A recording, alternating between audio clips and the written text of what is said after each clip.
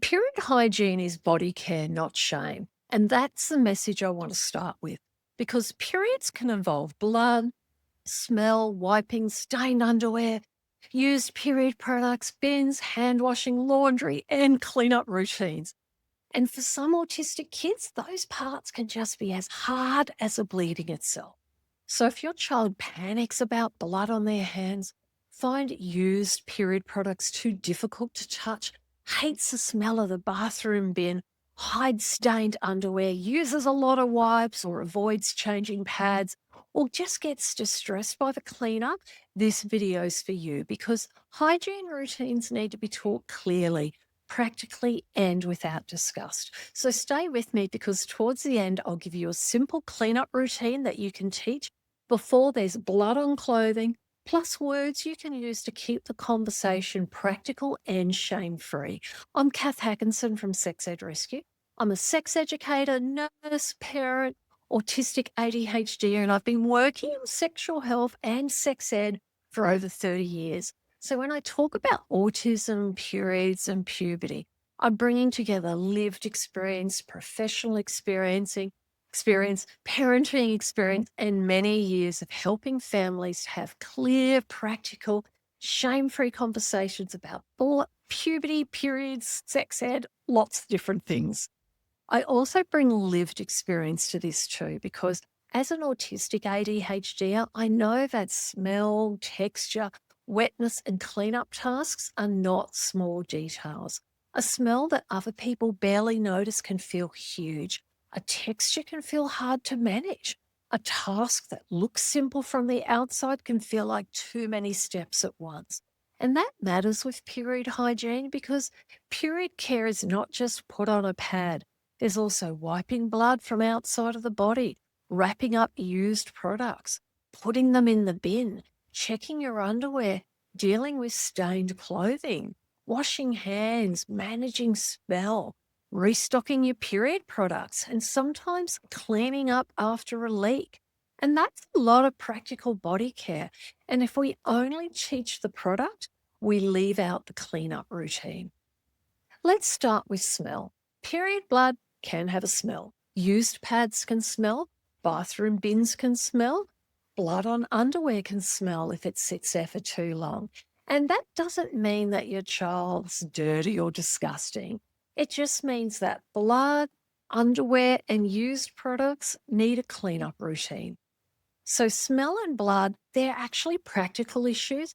They don't what I mean by that is that as adults, sometimes we react strongly to period smell or stained clothing. And a parent might think that their child's being disgusting or a grot or dirty or, what's that smell? Why are you leaving dirty pads around the house? And look, I understand why parents react.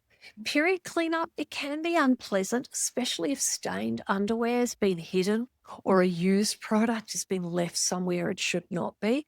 But when we respond with disgust, what that does is it creates shame very quickly. And shame often makes kids hide the next problem.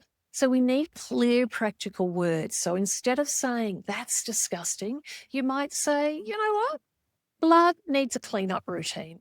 So instead of saying, you're dirty, you're being a grot, you could say, your underwear's got blood on it. That goes in the laundry or the wet bag. So instead of saying, oh, that really, really stinks, you could say, used products can smell. So we wrap them and put them in the bin. So the goal's not to pretend that smell and blood don't exist. The goal is to treat them as practical body care tasks. Now, let's talk about blood on hands. For some kids, this can be a really difficult part. They might be frightened by blood. They may hate the wet feeling. They may panic if it touches their fingers. And they may not be able to wipe, change products, or touch their underwear. So we need to teach what to do if blood gets on hands. So it's not just wash your hands. It's about saying, if blood gets on your hands, you can wash it off with soap and water.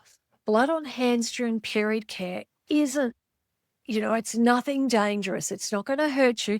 It's just something that we clean up. And you can also offer support too. Some kids find wipes helpful for cleaning the outside of the vulva or hands. I just want to warn you though that you do need to be careful with wipes because sometimes kids use too much of them. And what that can do is then affect the pH balance of the vulva as well, which can then sometimes require the need for antifungals and things like that. So we just need to be super careful with wipes. Personally, I prefer to tell parents that if they're going to give their kids wipes, that they tell them to use them for their hands. Or if you do need your child to use them on the vulva, make sure you get ones that are designed for vulvas and that they're not heavily laden with perfumes and things like that. It's really, really important. Now, what you can also do is tell them to use toilet paper first so they can wipe up with that toilet paper before then washing their hands. And some kids, they might benefit from disposable gloves for cleanup tasks, especially while they're learning or when they've got that, they're really experiencing that sensory distress. And look, gloves aren't required for everyone. They're a tool if they help. The point is to avoid making blood contact feel like a crisis. So you can say something like, you know what, blood on the hands, it can feel unpleasant. We wash it off and you're not in trouble. Now, wiping and cleaning needs clear explanations too. Children may not automatically know what clean yourself up means. And that phrase, it's just too vague. So you need to be specific. When you have your period, you wipe blood from the outside of your body with toilet paper. You wipe the vulva area, not inside the vagina, and you don't need to clean inside there. And then you put the toilet paper in the toilet. You wash your hands when you're finished. And that's clear, and it also protects against over cleaning as well. Some worried kids may scrub too hard, use too much soap, use scented products, or try to clean inside the vagina because they think period blood means that they're dirty and it needs to be cleaned away. So say it directly. The vagina cleans itself inside. Period cleanup is mostly about the outside of the body. Period products, underwear, hands, and laundry. And that is useful information. Now, let's talk about used products, used pads and liners. They need to be wrapped and put in the bin. And look, that sounds simple, but it actually has several parts. You remove the pad, you fold it or roll it, you wrap it in, put it in the wrapper or toilet paper, you put it in the bin, you wash your hands. If the bin's in the cubicle, you use that bin. If the bin's outside the cubicle, your child needs a plan that protects privacy. At home, the bin should be easy to find. At school, the plan needs to include which bathroom has a bin. Don't assume that your child will work this out under pressure. Practice with a clean pad. Show them this is how you take it off. This is how you wrap the pad. This is the bin. Pads, they don't go in the toilet. Clear rules for where used products go can prevent blocked toilets, panic, and shame later on.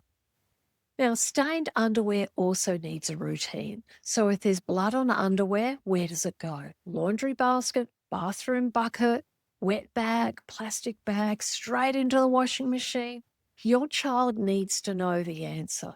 So it's not don't leave it lying around, but blood-stained underwear, it goes here. And at home, you might say, if underwear has blood on it, put it in this laundry bucket. Or at school, you might say, if underwear has blood on it, put it in the wet bag or plastic bag. Then put that in your school bag or give it to the trusted adult. You can also teach a stain routine if that's useful in your home as well. So, for example, you might teach them to rinse with cold water, to put it in the laundry bucket, tell me if you need help, keep it simple. Your child does not need a full laundry lesson on day one. What they just need, though, is a clear next step. After changing a pad or touching blood, wash your hands with soap and water. Some kids may dislike soap smell, water temperature, hand dryers, or paper towels. So the hand washing routine may need adjustments. Unscented soap at home, paper towel instead of hand dryer at school if possible, a small hand towel, A clear plan for drying hands. If hand dryers are overwhelming because they can get noisy, include that in the school plan. Cleanup is easier when the difficult sounds, smells, and textures when they're reduced. Adult reactions matter. So if a child sees disgust on an adult's face every time period blood is mentioned, they learn that periods are disgusting. If every stain becomes a crisis, stains start to feel like failure. If the adult uses words like dirty, gross, filthy, or revolting, the child may attach those words to their body, and we want to avoid that.